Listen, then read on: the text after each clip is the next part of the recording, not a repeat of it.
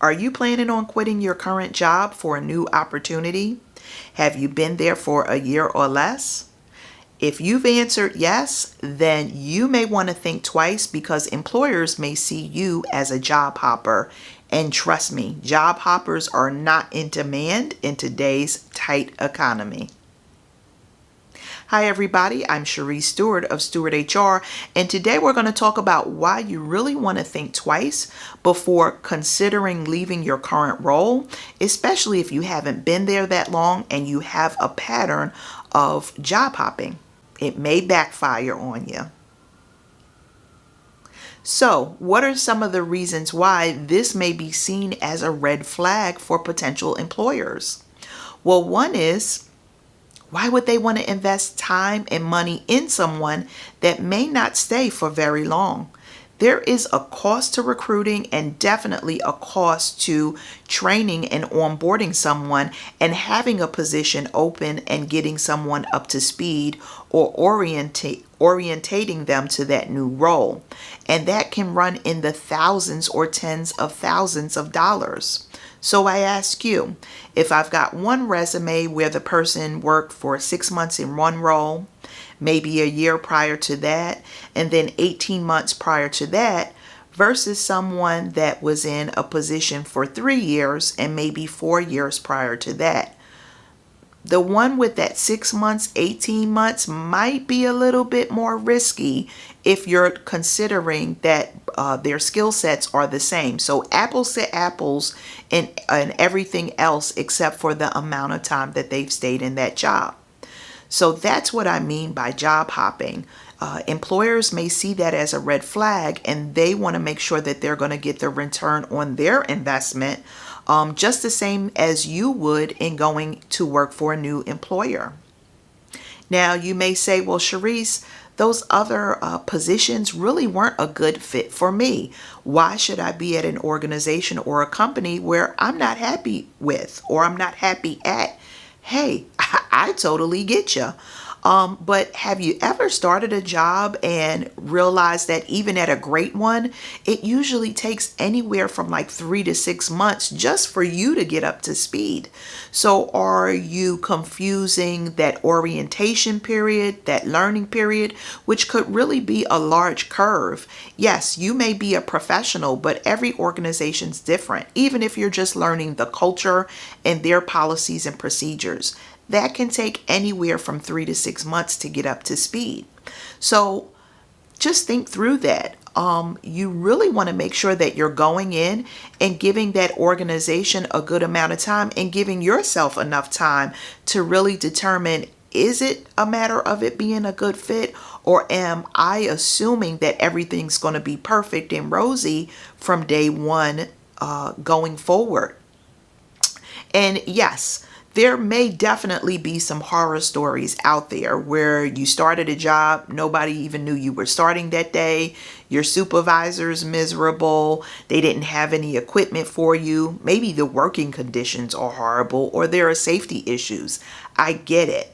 But if you're landing the same type of role over and over and over and over again, is it the employer or is it you? Are you doing your due diligence to even identify, hey, I think this is a good fit for me, or am I just jumping at the next opportunity, either for a couple of dollars more, even if the organization really isn't aligned with what I really want to do? So you really want to make sure that you're taking your time and doing your due diligence to ensure that it doesn't look like you are a job hopper. Also, if you're a job hopper, if someone asks you during an interview, well, what were you able to accomplish in your last role? Or what was the outcome of that policy or procedure or something, that idea that you expressed and that the organization went to implement? If you weren't even there long enough to see the outcome, how do you explain that? It's very difficult and really unrealistic for you to go in and you're at an organization, especially less than a year, because a lot of companies will go in and have annual goals. How do you show what your positive outcomes were or have any type of metrics if you haven't even been there long enough to measure it for at least a year? Yes, you can do metrics in shorter increments, but a year, especially organizations that are faced with different things from a seasonal standpoint, you haven't even been there a full year. So what does a successful outcome look like for you if you haven't been there long enough to see what it was or see it to its fruition? Something to think about. Another reason why you want to stay put, today's economy is really tight. I know people with 2, 3, 5 years of experience, 10, 15 plus years of experience, other HR professionals that either got laid off, they looked for a new opportunity, and guess what? They're still looking, and it's close to a year. Today's economy and job market is tight. So unless you have something lined up, you may really want to hang in there until you get a new opportunity lined up. Job hopping might leave you out in the cold without a job and without a way to pay bills. So really reconsider before you make that next jump, job hopper. Something else you want to consider is, what does job hopping look like or do for you from a development standpoint? Now, you may have jumped to a new position or hopped to a new position for slightly more pay. Okay, great. But have you grown? Have you learned new skill sets? Have you taken advantage of training and development opportunities as a job hopper? And from a benefit standpoint, do you really know for sure if the benefits or the grass is greener on the other side? Jumping to a new position that may pay slightly more, let's say you're getting an increase of 6 or 7%, in the long run may be a shortfall. Let's say your previous employer offered a higher 401k or retirement match than the current one does. Maybe they don't match at all. Maybe their health insurance benefits are costing you twice as much. So at the end of the day, your net may be lower than what it was at the previous job. Trust me, before job hopping, you really want to do your research and make sure that that grass on the other side truly is greener. And another thing I want to leave you with in regards to why job hopping might not be a good idea these days is people talk. So depending on what industry, what circle, what region or location you're working in, people talk. If they know or they may know someone that worked at another organization, and they may give a call and say, hey, did XYZ work for you?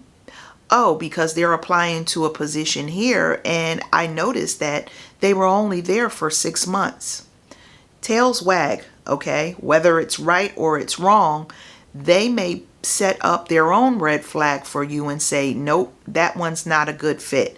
Trust me, they left here after 6 months for a good reason, because they were about to get fired.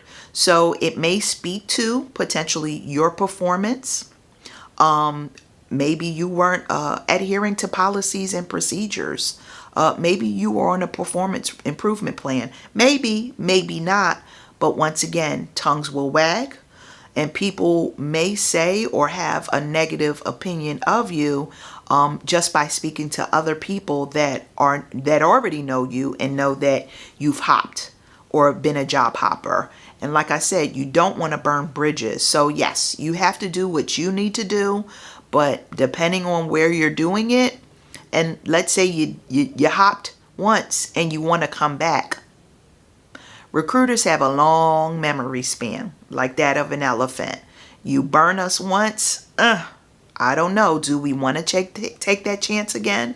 Because we don't want to be in that same position, and it goes back to return on investment.